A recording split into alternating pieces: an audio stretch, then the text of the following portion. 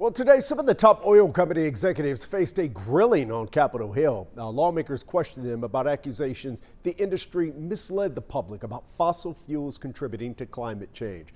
Jason Wheeler joins us now with the latest on this landmark hearing. Yeah, Chris, these are high-stakes hearings happening in D.C., and Irving-based Exxon Mobil's CEO testified today. Darren Woods says that the company has long acknowledged the reality and the risks of climate change, and that it has devoted significant resources to addressing those risks.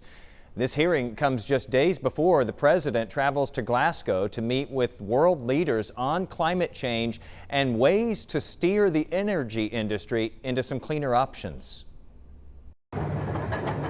Big oil went before Congress, executives facing a climate change reckoning on Capitol Hill. For far too long, big oil has escaped accountability for its central role in bringing our planet to the brink of a climate catastrophe. The House Oversight and Reform Committee grilling the leaders of the biggest oil companies, including BP, Chevron, Shell, and locally headquartered Exxon Mobil, in a hearing on what the committee is calling a long-running industry-wide campaign to spread disinformation about the role of fossil fuels in causing global warming.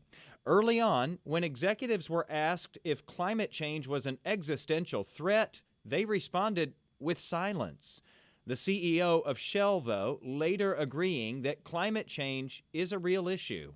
I agree that climate change is one of the biggest challenges that we have in the world today. Lawmakers also dug into a video of a former ExxonMobil lobbyist who said the company aggressively fought back against the science. Did we join some of these shadow groups to work against some of the early efforts? Yes, that's true. As the committee continued to press, the CEOs made promises.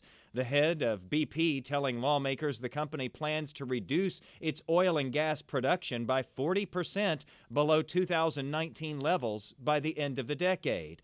And Shell says they'll cut Scope 1 and 2 absolute emissions by 50% before 2030. Those are direct and indirect emissions. That's an even more aggressive push from their 2010 promise to become net zero emissions by 2050. But that's a vow, according to company documents, that Shell took no immediate steps to fulfill. You are powerful leaders at the top of the corporate world at a turning point for our planet.